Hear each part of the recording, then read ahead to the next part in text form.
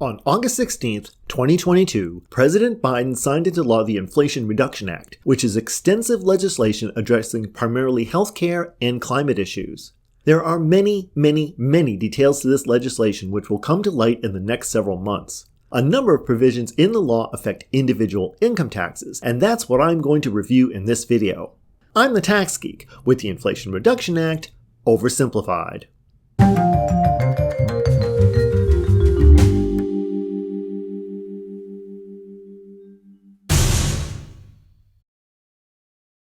For most taxpayers, the Inflation Reduction Act will have little or no effect on their taxes. But if you purchase health insurance through the marketplace, purchase an electric vehicle, or install energy-saving or clean energy-producing equipment for your home, you may qualify for additional tax savings. So let's look at what they are.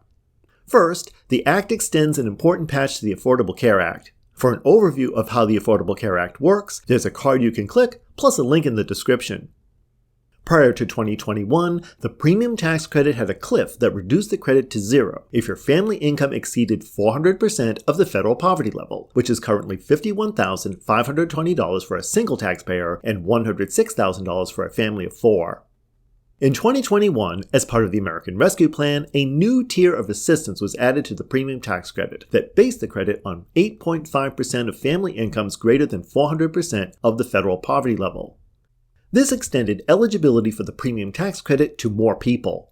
In addition, the maximum percentage of income used to calculate the credit declined for all taxpayers, reducing health insurance premiums for just about everyone who bought marketplace insurance.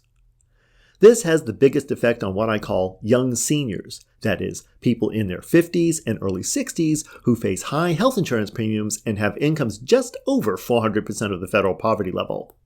For example, Chris is age 62 and buys his insurance through the federal marketplace. His annual income is $55,000.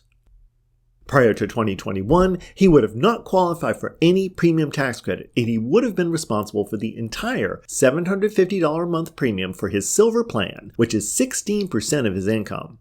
With the Affordable Care Act patch in place, he now qualifies for an approximately $360 a month premium tax credit, reducing his health insurance premium to $390 a month, or 8.5% of his income. The Inflation Reduction Act extends this patch, which was to expire at the end of 2022, to the end of 2025. Next, the Qualified Plug-in Electric Drive Motor Vehicle Credit has been renamed the Clean Vehicle Credit and significantly modified, and in a long tradition of tax legislation, made more complicated. The Act contains some positives and some not-so-positives. On the positive side, the credit has been extended to 2032. The 200,000 vehicle manufacturer cap has been eliminated, which restores the credit to certain Tesla, General Motors, and Toyota vehicles. There is also a new credit of up to $4,000 for the purchase of a used electric vehicle. And by 2024, there will be the ability to take the credit up front at point of purchase. On the not-so-positive side, AGI limits have been imposed on those who take the credit, purchase price limitations will be put in place, and the credit will be limited to vehicles that are both assembled in and largely source their battery components in North America. An update video replacing the current video on the federal EV credit will be posted before the end of the year. This video will contain all the new provisions and limitations. And finally, 2 new tax credits for installing green home improvements will go into effect in 2023, replacing credits that had either expired or were about to expire. The Energy Efficient Home Improvement Credit replaces the limited non-business energy property credit, which expired at the end of 2021.